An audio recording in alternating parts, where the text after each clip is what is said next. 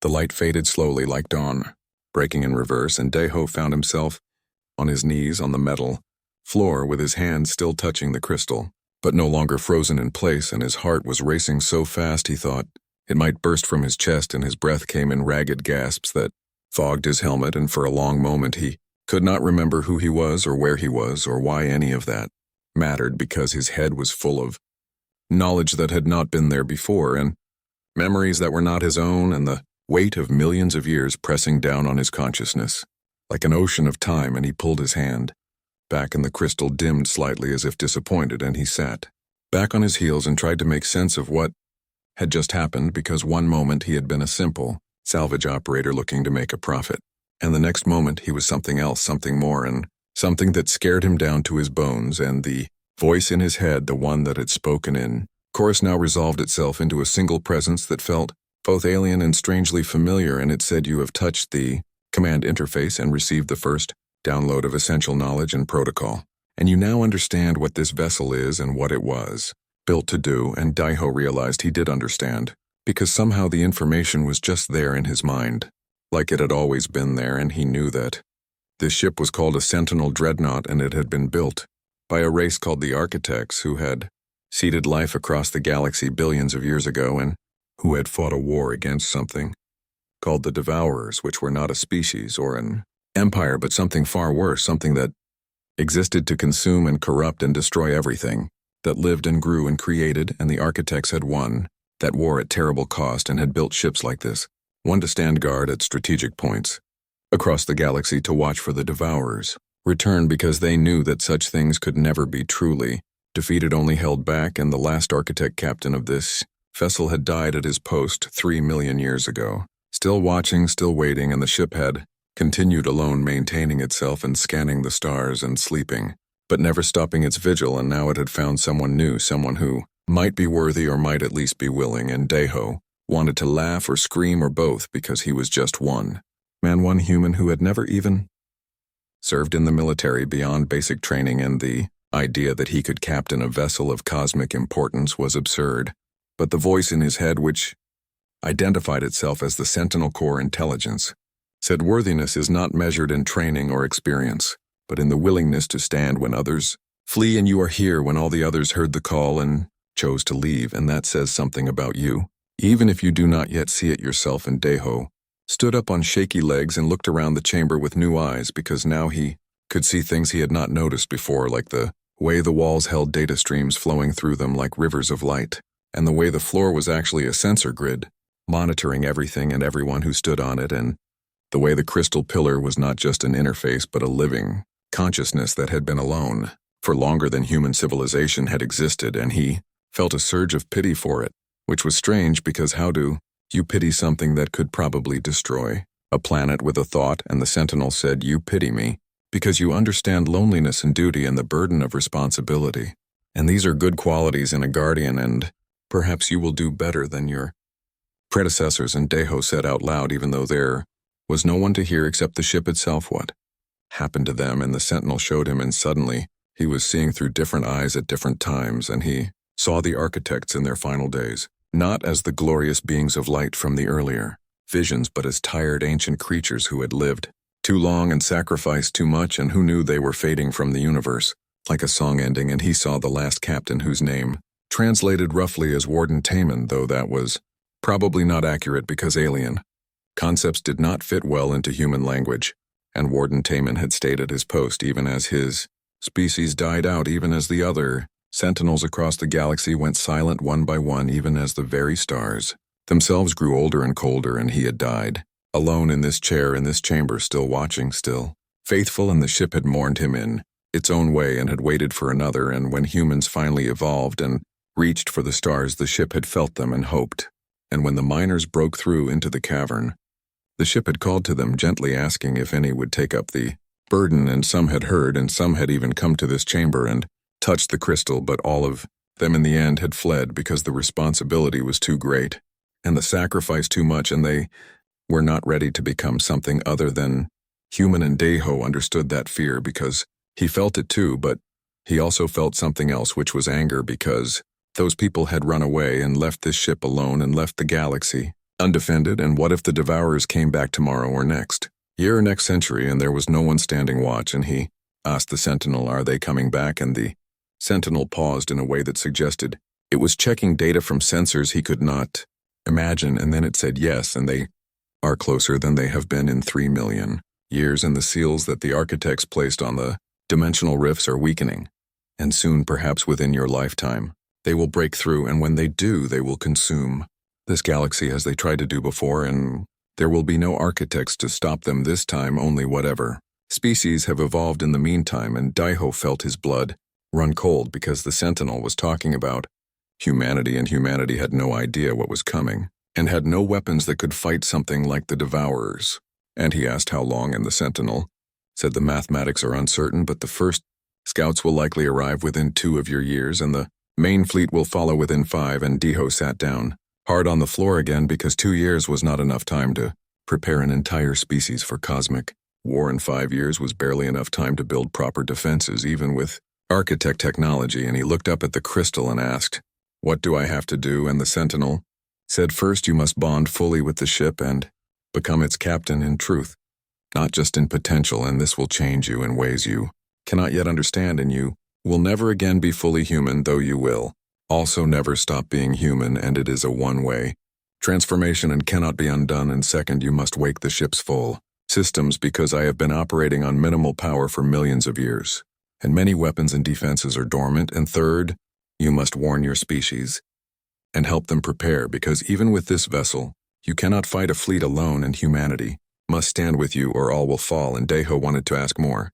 questions, wanted to understand exactly what would happen to him, wanted to know if there was another way, but deep down he already knew the answers and knew that he was going to do this because someone had to, and he happened to be here, and sometimes that was all it took to change the course of history, was being in the right place or the wrong place, depending on how you looked at it. And he stood up and placed both hands on the crystal and said, "I accept." And the Sentinel said, "Very well, Captain Daiho, and the bonding will begin now, and I apologize in advance for the pain." And then the universe disappeared again, but this time it did not come back for a very long time, and when Daiho finally opened his eyes, he was lying on the floor, and his suit chronometer said 6 hours had passed, but it felt like 6 years or 6 minutes, he could not tell which, and everything hurt in a way he had never experienced before, like his nerves were on fire and his bones were made of ice, and his brain was expanding to fill a space much larger than his skull, and he groaned and tried to sit up and found that he could.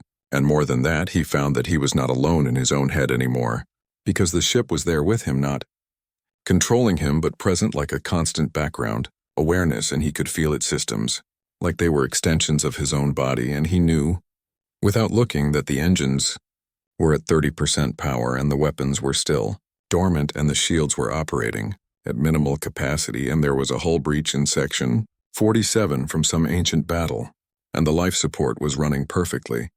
And there were 17,000 separate systems, all reporting their status directly to his consciousness, and it should have been overwhelming, but somehow it was not, because the bond had changed his mind to accommodate the information, and he stood up and realized his legs were steadier than they had been in years, and his vision was sharper, and his thoughts were clearer, and when he held up his hand, he could see faint traces of blue light beneath his skin, like circuitry, or maybe like veins carrying something other than blood. And the Sentinel said, "The bonding is complete, and you are now the captain of this vessel.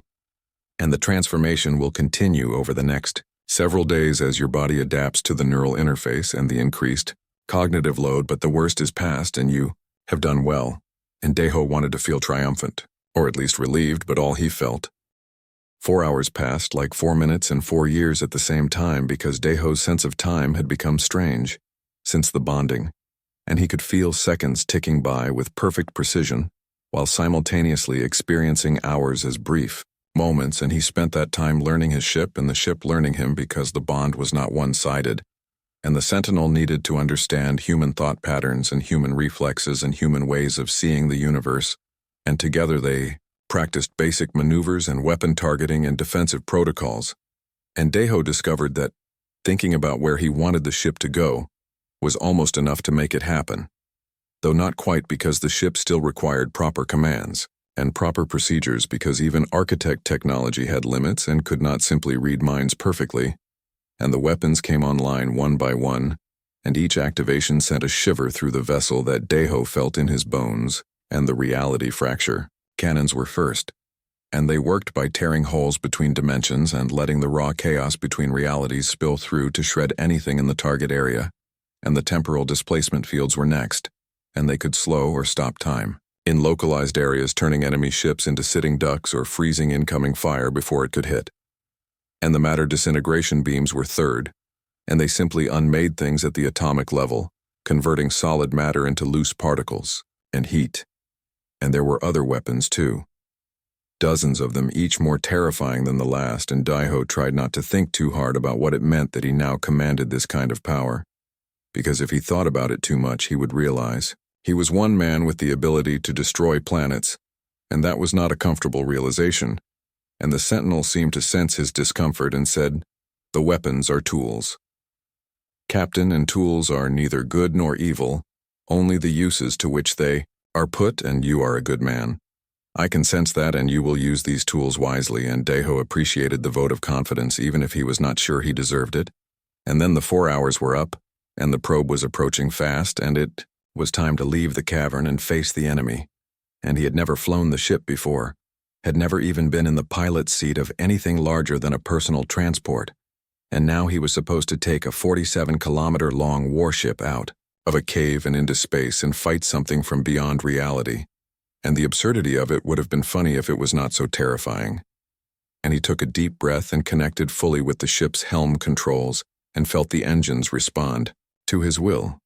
And the vessel began to rise slowly at first because the cavern was tight, and he did not want to damage the ship on its own hangar walls. And the lunar rock groaned and cracked as the Sentinel dreadnought pushed upward. And the ceiling of the cavern was not natural, he realized, but had been created by the ship itself millions of years ago when it had landed here to hide and wait. And now that ceiling opened like a flower blooming in reverse, and the ship rose through layers of rock and ice and into the lunar sky. And Deho saw through the ship's sensors as they breached the surface, and Luna Station 7 was far behind them, and the ship kept rising up and away from the moon and into open space, and alarms were probably going off all over Earth right now because a 47-kilometer object had just appeared on every scanner and radar in the solar system, and people would be panicking and demanding answers, and he would have to deal with that later. But first, there was the probe, and he turned the ship toward the outer solar system and engaged the quantum displacement drive, which was architect technology for moving very fast, without technically breaking physics, and space folded around the vessel, and suddenly they were no longer near the moon, but instead near Neptune, where the probe was waiting. And it was not trying to hide because it had no reason to hide, because as far as it knew, there was nothing in this system that could threaten it, and it was wrong about that. And Deho got his first good look at the enemy through the ship's long-range visual sensors, and immediately wished he had not, because the probe was alive in a way that made his skin crawl, and it looked like something between a ship and a creature with hull plating that pulsed like skin and weapons ports that looked like mouths full of teeth. And it was about 2 kilometers long, which was small compared to the Sentinel, but still massive by human standards, and it was currently scanning Neptune, and seemed to be analyzing the planet's composition, probably deciding whether it was worth consuming. And Deho felt a cold rage building in his chest, because this thing had come to his solar system uninvited, and was looking at his species' planets like they were food. And he opened a communication channel, even though he knew the probe would not respond, because the Devourers did not communicate. They only consumed.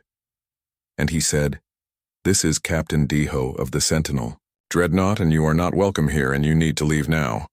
And of course there was no response, just a sudden shift in the probe's attention, as it noticed the much larger ship that had appeared nearby, and it turned toward them with movements that were too fluid, too organic, and Deho could see its weapons charging, and he did not wait for it to fire first, because hesitation in combat was how you died, and he had never been in combat before, but the architect memories in his head had, and the ship knew what to do even if he did not.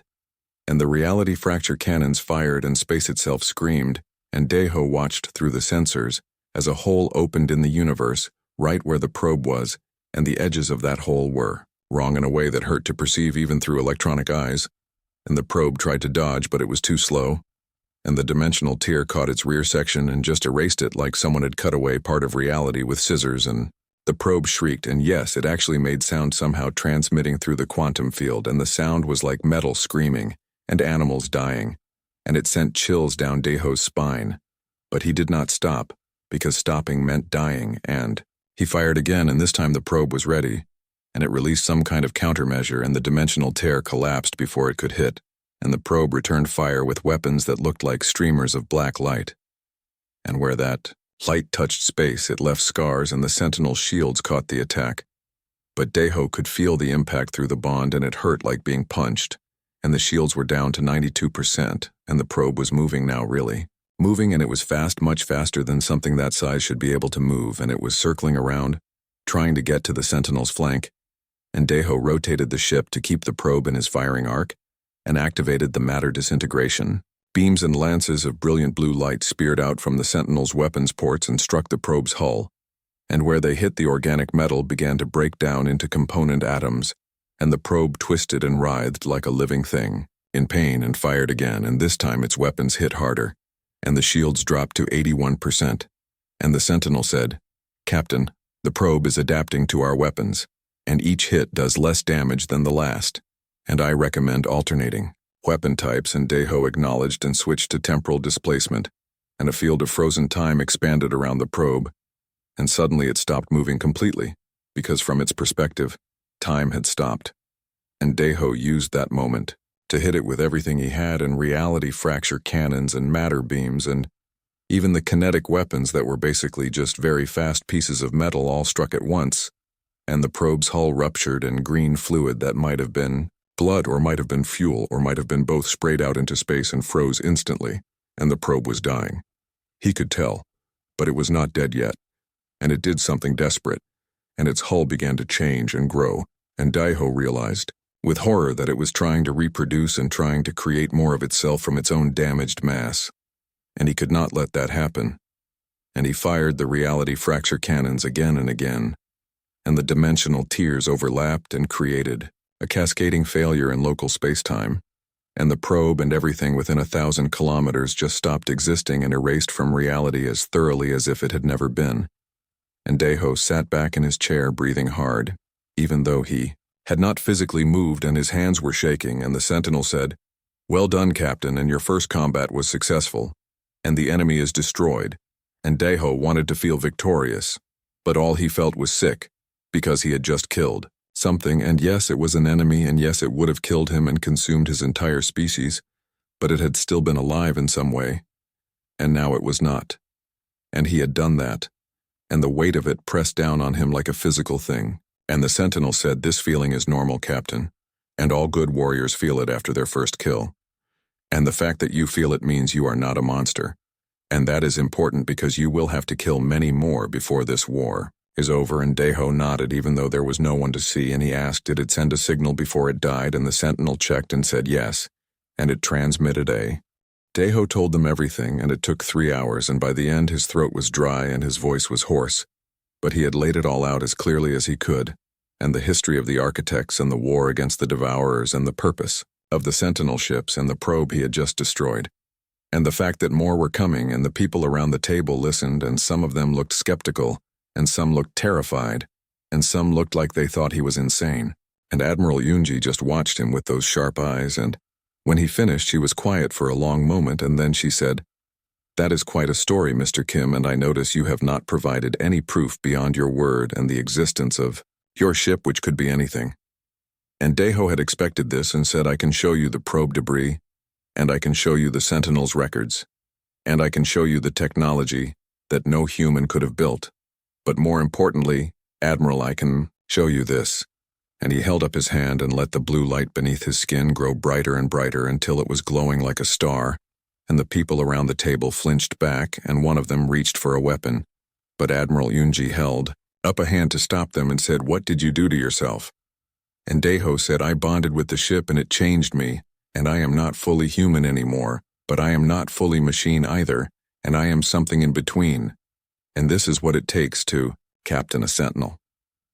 And the others refused because they were afraid, and maybe they were right to be afraid, but someone had to do it. And I was there, And so I did.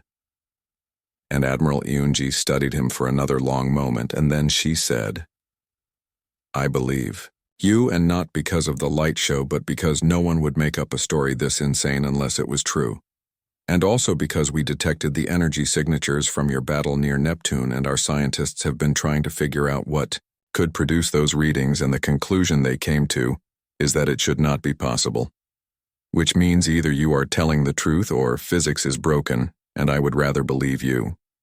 And she turned to the others at the table and said, we need to verify his claims, and we need to do it fast, and I want a team sent to Neptune to analyze the battle site. And I want our best scientists examining whatever technology he is willing to share. And I want the Security Council briefed within 24 hours, and one of the other officers said, Admiral, with respect, we should be talking about securing that ship and making sure it is under proper military control. And Daeho felt a flash of anger and said, the ship is under proper control, and mine, and I am its captain, and the bond cannot be transferred, and even if it could, I would not give it up because I have seen what is coming, and I know what needs to be done, and you do not. And Admiral Yunji said, stand down, both of you, and, Mr. Kim, no one is taking your ship, and we do not have the technology to take it even if we wanted to. But you need to understand that a single individual with that much power is concerning to a lot of people, and you are going to have to work with us, not against us. And Daeho took a deep breath and forced himself to calm down and said, I understand, Admiral, and I am willing to work with Earth Defense Command.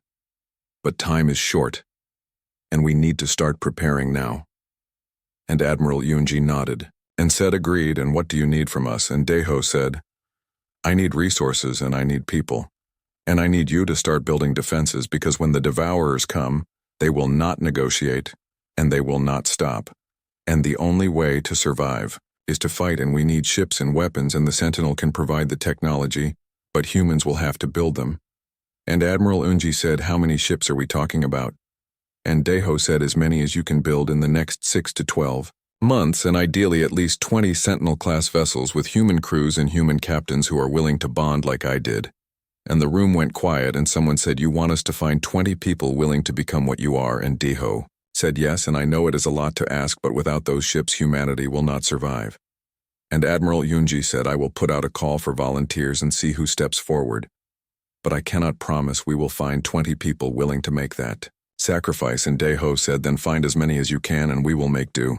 And the meeting went on for another hour, covering logistics and timelines and security concerns, and by the end of it Daeho was exhausted but also relieved, because at least they believed him, and at least they were going to try. And when he finally left the building and returned to his shuttle, the sun was setting, and Earth looked beautiful from the ground in a way he had forgotten during his years in space, and he wondered if he would live long enough to see it again after the war. And he climbed into his shuttle and returned to the Sentinel, which was waiting patiently in orbit like a faithful dog. And when he settled back into the captain's chair, the bond reconnected fully, and he felt the ship's relief at his return. And the Sentinel said, how did it go? Captain and Daeho said, about as well as could be expected, and they are going to help. And the Sentinel said, good. And while you were gone, I detected another anomaly, and this one is larger. And Daeho felt his stomach drop and said, show me. And the Sentinel displayed the sensor data, and there in the outer system beyond Pluto, something was emerging from a dimensional rift, and it was much bigger than the probe. And Daeho asked, is it another scout? And the Sentinel said, negative, Captain, and this appears to be a Devourer warship, and classification suggests it is a Harvester-class vessel, designed for planetary consumption, and estimated arrival time at Earth is 72 hours. And Daeho cursed and opened a channel to Admiral Yunji and said, we have a problem, and a big one. And she answered immediately and said, what is it? And Daeho said, another enemy ship just arrived, and it is much larger than the probe, and it is heading for Earth, and we have 3 days. And Admiral Yunji was quiet for exactly 2 seconds, and then she said, what do you need? And Daeho said, I need you to evacuate anyone who cannot fight, and I need every warship you have ready for combat, and I need you to trust me because I am going to try something that might work, or might get us all killed. And Admiral Yunji said, I trust you, and do what you need to do. And Daeho closed the channel and said to the Sentinel, we need to intercept that ship before it gets close to Earth, and can we win? And the Sentinel was silent for a moment, running calculations, and then it said, The odds are not favorable. Captain, and a Harvester-class vessel is designed for extended combat, and it will have heavy armor and adaptive weapons, and our power levels are still not optimal. And we are at perhaps 70% combat effectiveness. And Deho said, "So you are saying we might lose?" And the Sentinel said, "I am saying victory is uncertain." And Deho laughed without humor and said, "Then we will have to be certain." And he engaged the quantum displacement, and the Sentinel leaped across the solar system, and they emerged near the rift, just as the Harvester was fully materializing, and it was massive, maybe 10 kilometers long and shaped like some kind of predatory fish, with a mouth that could swallow moons and hull plating that looked like black scales, and weapons ports that glowed red like infected wounds. And it saw the Sentinel immediately and changed course toward them, and Deho did not wait. And he opened fire with everything, and reality fracture cannons and matter beams and temporal fields all struck at once. And the Harvester's shields flared and held and barely even flickered, and Deho said, "That is not good." And the Sentinel said agreed. "Captain and I recommend evasive maneuvers," and Deho threw the ship sideways just as the Harvester returned fire, and streams of black energy passed through the space where they had been, and where those streams passed they left tears in space that would take years to heal. And the Harvester was faster than it looked, and it was already turning to track them and firing again, and this time the shots hit, and the Sentinel's shields dropped to 60% in one hit, and alarms blared, and Deho could feel the ship's pain through the bond, and he gritted his teeth and fired back, and this time he concentrated all his fire on one point on the Harvester's hull, and the combined weapons managed to crack the shielding and burn through the armor, and green fluid sprayed out. But the Harvester did not slow down, and it fired again, and the shields dropped to 30%, and the Sentinel said, "Captain, we cannot sustain this level of damage, and I recommend withdrawal." And Deho said no. "And we hold the line here, and if we let it past us, it reaches Earth." And the Sentinel said, "Understood, Captain, and what are your orders?" And Deho thought fast, because conventional weapons were not working, and he needed something else, and then he remembered something from the architect memories, and said, "Can we overload a reality fracture cannon and turn it into a bomb?" And the Sentinel said, "Yes, Captain, but the explosion would be catastrophic and might destroy us as well." And Deho said, "How close would we need to be?" And the Sentinel said, "Within 500 kilometers." And Deho said, "Then we get close." And the Sentinel did not argue, and they accelerated toward the Harvester instead of away. And the enemy ship seemed confused by this tactic and held its fire for a moment, as if trying to understand what they were doing, and that moment was all Deho needed. And the Sentinel closed the distance, and the Harvester realized what was happening and opened fire with everything, and the shields collapsed. The repairs took 6 weeks, and during that time Luna Station 7 was transformed into something new, and something humanity had never attempted before, which was a shipyard capable of building vessels using technology that was millions of years more advanced than anything humans had ever created. And Admiral Yunji had mobilized every resource Earth could spare, and scientists and engineers from every nation worked together, because national borders seemed pretty pointless when facing extinction. And Deho spent most of those 6 weeks teaching, because the Sentinel could provide blueprints and technical specifications, but someone had to translate that information into terms humans could understand and implement. And he discovered that teaching was harder than fighting, because fighting was simple and direct, but teaching required patience and clarity, and the ability to explain concepts that did not have words in human languages. And he worked with a team led by a woman named Jiwoo Choi, who he recognized from Administrator Park's logs as one of the scientists who had fled the ship 15 years ago.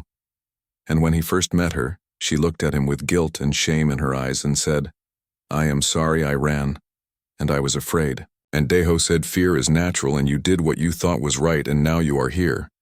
And that is what matters." And she nodded and threw herself into the work with an intensity that bordered on obsession, and alongside her was an engineer named Minho Lee, who also had been part of the original colony team, and together they formed the core of the research group that would unlock the architect's secrets. And the first breakthrough came when they successfully created a small-scale reality fracture device that could be used as a weapon on human ships, and it was not as powerful as the Sentinel's cannons, but it was enough to hurt a devourer vessel. And that was what mattered. And the second breakthrough was the development of synthetic neural interfaces that could allow human captains to bond with ships without undergoing the complete transformation that Daiho had experienced, and these interfaces were not as deep or as powerful, but they were safer and more reversible. And that made all the difference because volunteers came forward in numbers that surprised everyone. And some were military, and some were civilian, and some were scientists, and some were just ordinary people who wanted to help, and each of them understood the risks and accepted them anyway. And Daiho interviewed every single volunteer personally, because he needed to look them in the eyes and make sure they understood what they were agreeing to. And one of those volunteers was a woman named Sora Yoon, who had been a captain in the Earth Defense Fleet and had survived the first encounter with the probe by the skin of her teeth, and she sat across from him in a small office and said, "I saw what those things can do, and I saw my crew die, and I will not let that happen to anyone else if I can help it." And Daiho saw the determination in her eyes and the steel in her spine and said, "You understand that bonding with a sentinel changes you, and you will never be quite the same again." And Sora said, "I understand and I accept," and Daiho approved her application. And she became the first volunteer to bond with a human-built sentinel, and the ship was smaller than the original, only about 20 kilometers long because humanity did not have the resources or time to build anything larger. But it was powerful and it was functional. And when Sora sat in the captain's chair and the bond formed, she gasped and her eyes went wide, and for a moment Daiho thought something had gone wrong, but then she smiled and said, "I can feel it, and the ship is alive and it is beautiful." And the ship was christened Earth's Defiance, and it became the flagship of humanity's new fleet. And over the next several months, more ships were built, and more captains bonded, and each time it was a risk because the process was not perfect, and not everyone survived the bonding. And 3 volunteers died during the procedure, and Daiho felt each death like a physical blow, because these people had trusted him and trusted the process, and they had paid the ultimate price, but the others kept coming, and kept volunteering because humanity had always been stubborn, and had always refused to give up even when the odds were impossible. And by the time the rift signatures began increasing in frequency and intensity, the fleet consisted of 12 human-built sentinels and the original sentinel that Daiho commanded. And it was not enough. And everyone knew it was not enough, because the projection said the Devourer fleet would number in the hundreds, but 12 was better than 0. And sometimes you had to work with what you had, and the day the invasion began started like any other day, except that every sensor in the solar system suddenly went crazy with alerts, and the rift beyond Pluto opened wider than it ever had before, and ships began pouring through, and not 1 or 2, but dozens and then hundreds, and they were all sizes from small scouts to massive world eaters, and they moved with purpose and precision like a swarm of locusts descending on a field. And Admiral Yunji's voice came over every communication channel saying, "This is it, and all ships to battle stations, and may whatever gods you believe in have mercy on us all." And Daiho sat in his captain's chair aboard the Sentinel and felt the bond humming with anticipation. And around him in space were the other 12 Sentinels and hundreds of human warships that looked like toys compared to the Devourer fleet. But they were there and they were ready. And Daiho opened a channel to all vessels, both Sentinel and conventional, and his voice was calm and steady, even though his heart was racing. And he said, "I know you are all afraid, and I am afraid too, but fear does not matter anymore, because behind us is Earth, and on Earth are billions of people who are depending on us to hold this line, and we will hold it, and not because we are stronger, or because we are braver, but because we refuse to surrender, and because humanity has never known when to quit, and because we stand together, and the architects fought this enemy for millions of years, and they fought alone, and they fell, because no species can carry that burden forever. But we are not alone, and we have each other, and that makes all the difference. So when those ships come at us, we hit them with everything we have, and when they hit us back, we hit them harder, and if we fall together. But I do not think we are going to fall, because I have seen what humans can do when they are cornered, and I have seen the fire in your eyes, and I know that fire will burn brighter than any darkness. And so let them come, and let them see what humanity is made of." And the channel erupted with cheers and battle cries, and Daiho closed it and looked at the tactical display where the Devourer fleet was spreading out into attack formation. And he said to the Sentinel, "Are you ready, old friend?" And the Sentinel said, "I have been ready for 3 "Million years, Captain. And it is good to finally fight alongside others again," and Deho smiled and said, "Then let us begin." And he gave the order, and the fleet surged forward, and the Devourers responded, and space between the two forces filled with weapons fire and explosions and reality tears and temporal distortions, and the battle was chaos and fury, and Deho lost track of time, because seconds became hours, and hours became seconds, and he was everywhere at once directing the Sentinels, and coordinating with the human ships and fighting his own battles against Devourer vessels that came at him in waves, and beside him, Sora's ship, Earth's Defiance, was performing beautifully, and she was a natural at Sentinel combat, and her crew fought like demons, and around them human ships died and Devourer ships died, and space became a graveyard. But the line held, and every time the enemy tried to break through toward Earth, the Sentinels were there to stop them and the human ships, supported with conventional weapons that, while weaker than Architect technology, were numerous and coordinated and effective, and the Devourers had never faced coordinated resistance before, and had never fought an enemy that adapted and learned, and refused to break, and slowly and possibly the momentum began to shift, and the Devourers began to fall back, and not because they were defeated, but because they realized this fight was going to cost them more than they were willing to pay, and humanity had something the Devourers did not understand, which was not just weapons or technology, but will and spirit and the absolute refusal to give up. And when the last Devourer ship finally retreated through the rift and the rift sealed behind them, the fleet was battered and broken, and more than half the human ships were destroyed, and 4 of the 12 human-built Sentinels were gone, including their brave captains. But they had won, and Earth was safe, and Daiho slumped in his chair and looked at the tactical display showing the debris field and the surviving ships, and he opened the channel again and said, "We did it, and we held the line, and to everyone who fought today you have my respect and my gratitude, and to those who did not make it, you will be remembered and honored, and this is not over, because the Devourers will come back. But when they do, we will be ready, and we will be stronger, and we will stand together again, and humanity will not fall, and not today, and not ever." And the channel filled with exhausted cheers, and Deho closed his eyes and felt the Sentinel's approval through the bond, and thought about Warden Taman, who had died alone at his post, and wondered if the alien ship sold for nothing. It was considered worthless, until a human turned it into the galaxy's deadliest weapon story outline, 5 parts, third-person narrative. Part 1. The Scrapyard Deal Setting. Orbital Scrapyard Station above the trade world of Velkir Prime. Year 2287. Main character introduction. Tai Sung, a down-on-his-luck human salvage operator and former military engineer. He's been struggling to make ends meet after leaving Earth's Colonial Defense Force under controversial circumstances. He has a reputation for seeing potential in broken things. Plot points. Taesung arrives at the orbital scrapyard looking for spare parts for his aging cargo hauler. He encounters Bora, a pragmatic Velkarian scrap dealer who shows him an enormous derelict ship taking up valuable dock space.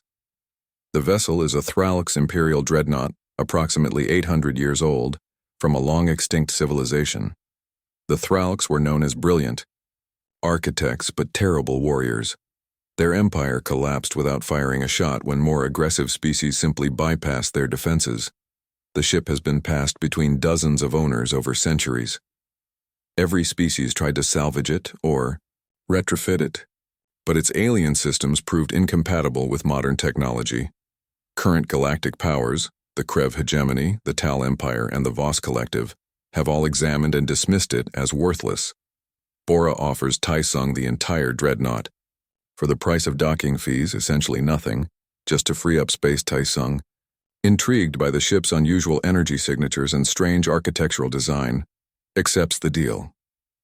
As he boards the ship for the first time, he feels oddly at home in the strange geometric corridors character development. Flashbacks reveal Taesung was discharged for wasting resources after he insisted on examining alien tech instead of following standard protocols during a critical mission. His intuition about alien systems cost him his career, but saved his unit from an ambush.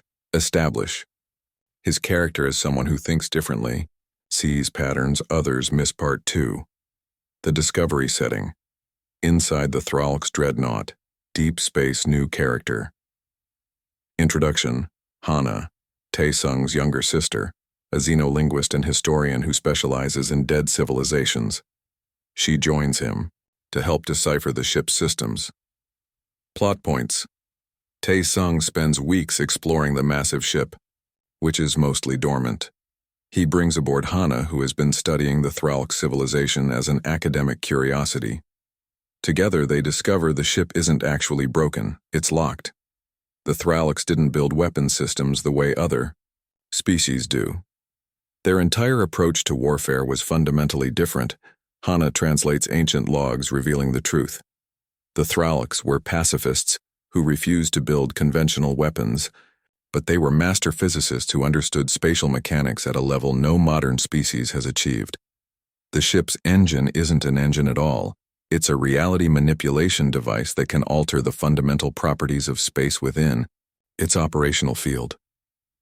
The reason no one could activate it. The ship requires a specific type of problem-solving approach that maps to human neural patterns, parallel processing combined with creative lateral thinking.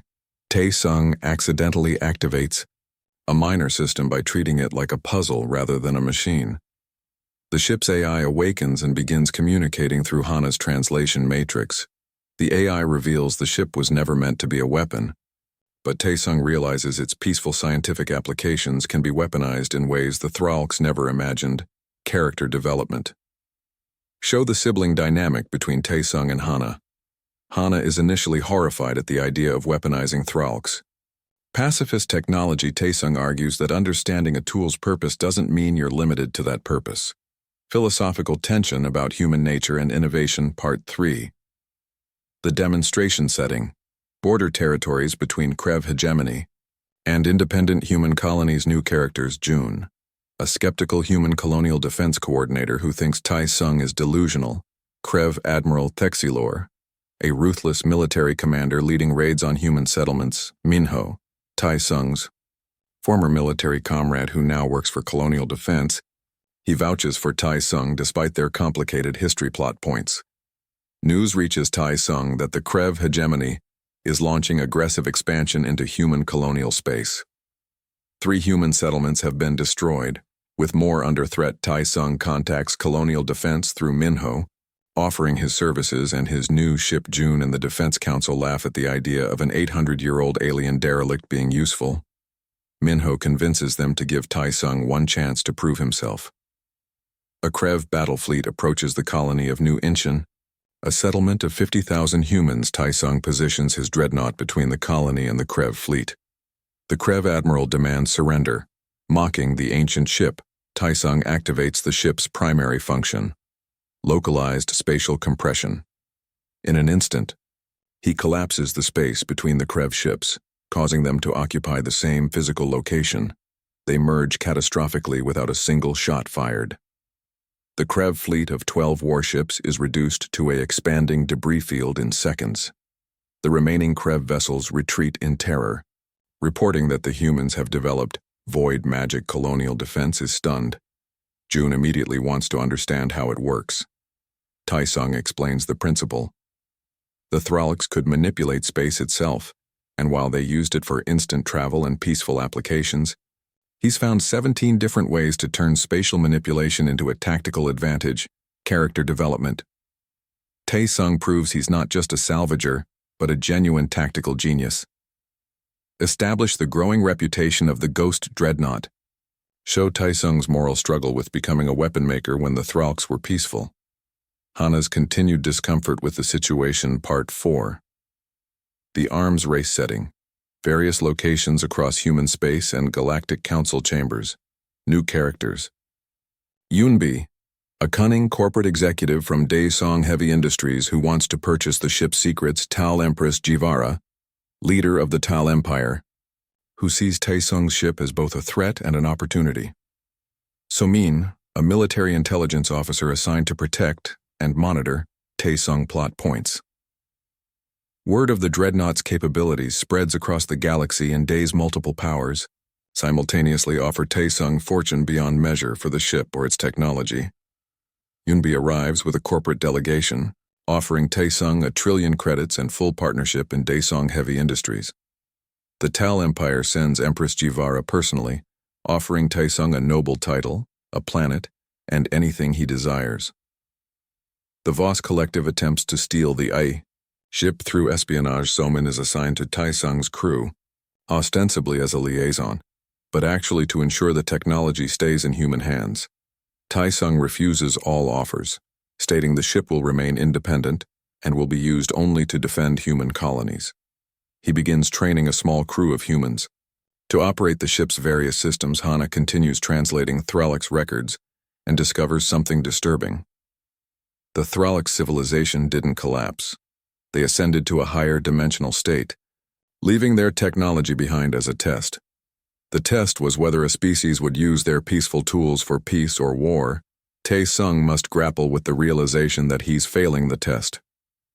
Meanwhile, the Krev hegemony, humiliated by their defeat, forms an alliance with two other major powers to destroy Taesung, and the dreadnought intelligence from Somin reveals a massive fleet is being assembled, the largest military force in recorded galactic history, all aimed at one human and one ship. Character development. Taesung's growing isolation as he becomes a political figure rather than just a salvager. Tension between Taesung and Hana reaches a breaking point over the ethics of their actions. Somin proves herself as more than just a spy, becoming a trusted advisor. Show Taesung questioning whether survival justifies his choices. Part 5.